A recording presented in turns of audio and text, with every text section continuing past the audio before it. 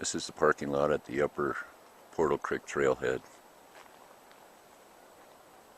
This is where the snowmobile groomer turns around. It's into the main road, and it's part of the Big Sky snowmobile trail. You can see that we've got a couple of Forest Service vehicles here in the parking lot.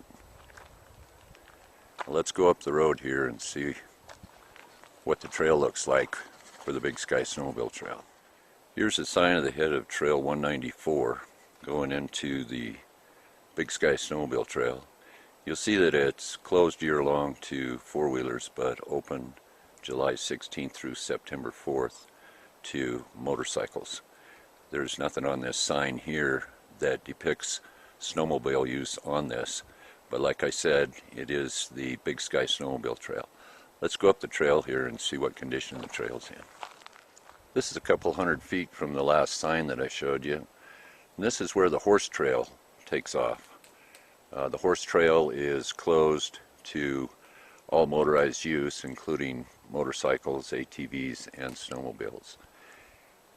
As we go up here to the area in which the snowmobile trail is open, and this is the Big Sky snowmobile trail, you can see that the Forest Service has piled debris, trees in the trail.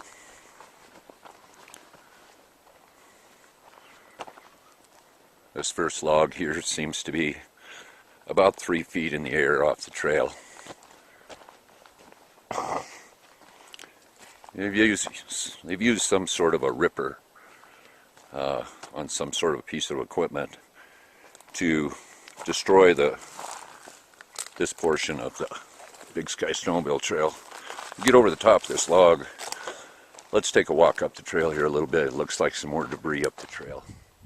This is a couple hundred feet up the trail from that last debris pile that the Forest Service has created. Looks like they've drug in some logs here with a root ball attached, which would make it very difficult to clear this trail. Piled more trees in the area, making it virtually impossible for any type of snowmobile to go through this area. Again, they've used a ripper on the road, creating quite a bit of resource damage to the road itself. The closure of this has not gone through any of the NEPA process, public comment, or anything like that. This has been done late in the season, at a point in time which it would be very difficult for anyone to come in here and clear this trail prior to snowmobiles. Now up in this area here, we see that they've stacked another tree here, and then we've got some large rocks here that they put in the trail. This would cause a lot of damage to any kind of a snowmobile that was to go in this area in the wintertime. Let's just continue up the trail here and see how much damage the Forest Service did cause to this trail. We just rounded the bend up here, probably another couple hundred feet past the last area. They've dug what they call a water bar, or we call them tank traps. Very dangerous and causing a lot of resource damage.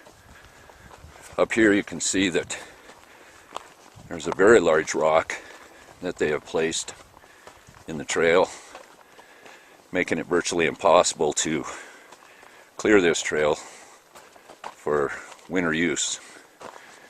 The Big Sky snowmobile trail has been designated for approximately 25, maybe 30 years, and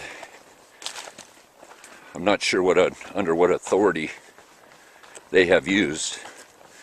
This trail was designated to be open in the 2005 Gallatin National Forest Travel Plan, but they've destroyed this trail.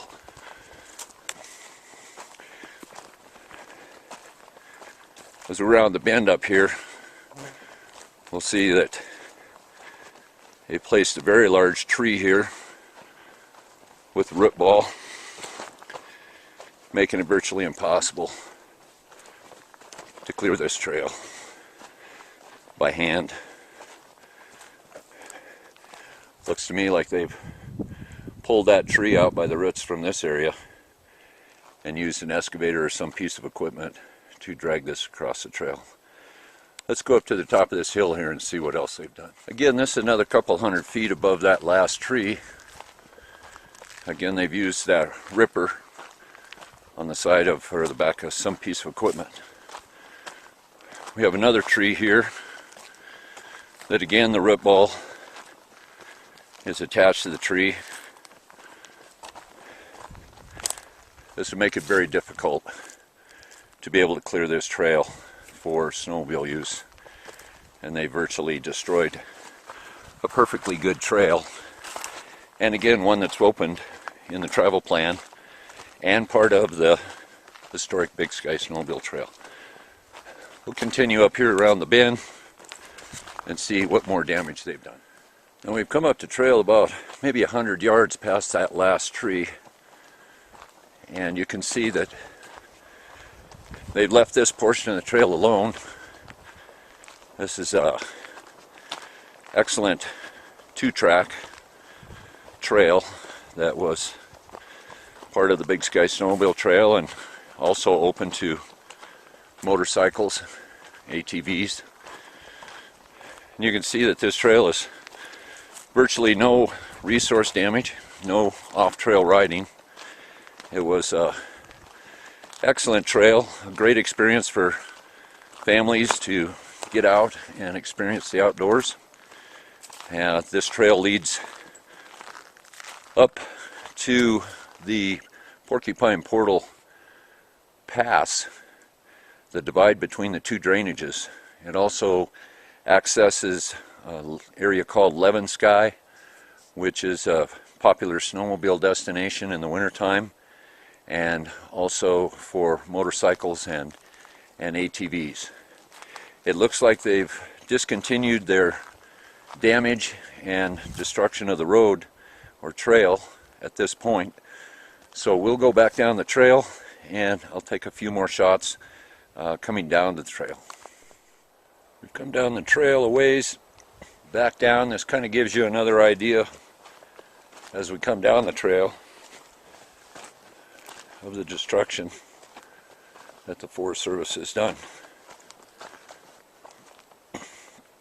Perfectly good trail, designated open in the travel plan, designated as the Big Sky Trail on the National Historic Register. No public comment, no public input, no public notice. The Forest Service has come in here and absolutely obliterated and destroyed a perfectly good access, recreational opportunity for the public and families, physically challenged, handicapped, disabled folks to enjoy. This is what our public lands managers have resorted to. Again, this is another couple hundred feet down from the last shot as we're coming down the trail.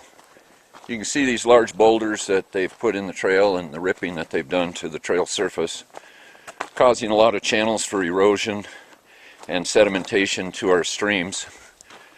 This large rock, a couple of them right here, are very dangerous and can destroy a snowmobile.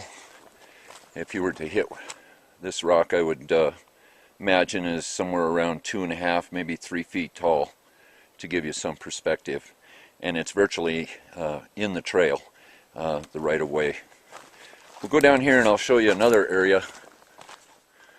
As you notice, there's a tank trap, or so-called, they call them water bars, but they're virtually impossible to get over. But if you'll notice on the tree, you'll see the orange diamond, which is a marker for the snowmobile trail. This is junction F, and at F, what this junction does is the snowmobile route goes off in this direction and goes towards the Windy Pass area. This area was designated open in the order by Mary Erickson to leave this 1,800 acres open that was historically open, they believe was historically open to snowmobiles to access the Windy Pass area. The travel plan allowed 18,000 acres of open area on Windy Pass, access to the rental cabin in Windy Pass Cabin. The interim order closed the entire Windy Pass area except for 1,800 acres. The 1,800 acres, as you'll notice, is not a snowmobiling area. It's heavily timbered. This trail here at Junction F provides access, or it did provide access, to the Windy Pass area. Now we'll move on down the trail here, and as you can see, they've literally put large rocks and ripped up the trail surface.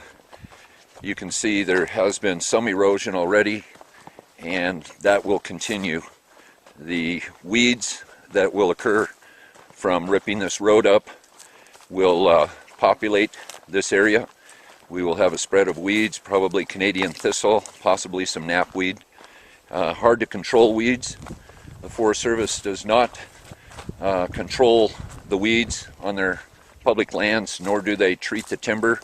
The pine beetle infestation has caused a large amount of timber to be dead and dying. About 3 million acres of dead trees in Montana alone. Now we've come back down the trail about another 100 feet from the last shot, and we're moving back towards the trailhead parking lot.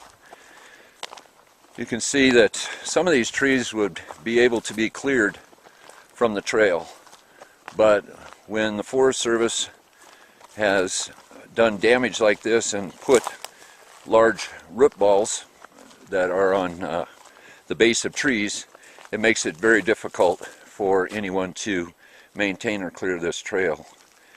The Gallatin Valley Snowmobile Association grooms over 5,000 trail miles every winter for the enjoyment of folks to go out. They clear and maintain over 142 miles of trail, including the entire Big Sky Snowmobile Trail. They've done this for years, since the Gallatin Valley Snowmobile Association's been in existence. Moving back towards the trailhead, this is the first logs that were put across the trail in this area. It's a perfectly good trail. It was open to snowmobiles and other users, but the Forest Service has gone against a congressionally designated trail as leaving it open to snowmobiles, against their travel plan decision, and also against the interim order from Mary Erickson on the Highlight Porcupine Buffalo Horn Wilderness Study Area. We'll go back and get a shot of these two trucks and maybe get those license numbers